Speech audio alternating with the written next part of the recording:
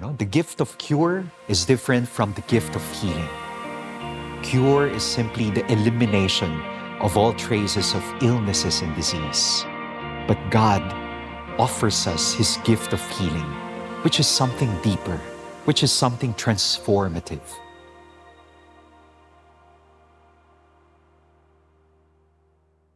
In my more than 5 years of Pauline priestly ministry, many personally thanked me because their healing intentions were granted by the Lord.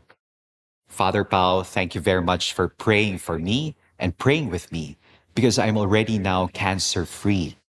And now I can go back to work and serve my family. Father, thank you because my broken relationship with my estranged husband is already okay, and now we are complete.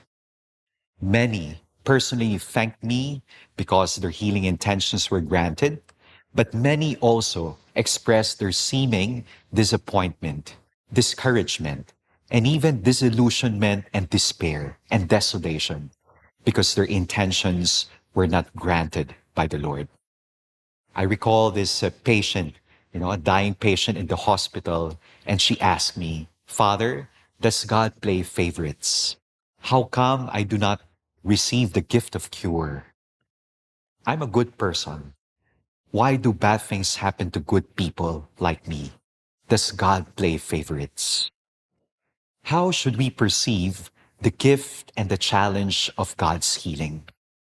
Above all, healing is gift. It's a grace from God. And different aspects of the healing of a person: physical healing, emotional healing or psychological healing, spiritual healing, healing of memories, healing of relationships, and even financial healing. It is above all a gift and a grace from God.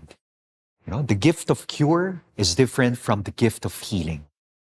Cure is simply the elimination of all traces of illnesses and disease. But God offers us His gift of healing, which is something deeper, which is something transformative. It is not just simply the healing of our body, but the healing of our mind, our soul, our spirit, the healing of our entire person. It is above all gift. Second, healing is also a choice. It's a decision that we have to make. We cannot ask God to guide us in our footsteps without us willingly moving our feet. As what St. Augustine would say, God created us without our consent, but God can never save us. God can never heal us. God can never make us whole once again without our cooperation. It takes two to tango. And finally, healing is also a journey. It's a pilgrimage. It's a process.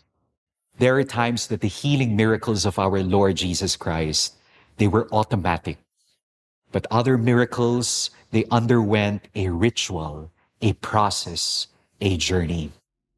Sometimes in our life, the healing process is more painful than the wound itself. That is why we have to ask the Lord, the good Lord, to grant us the grace of patience. I recall this psychological journal in psychology. It says there, wounds heal not the way we want them to be healed, but the way they need to be healed.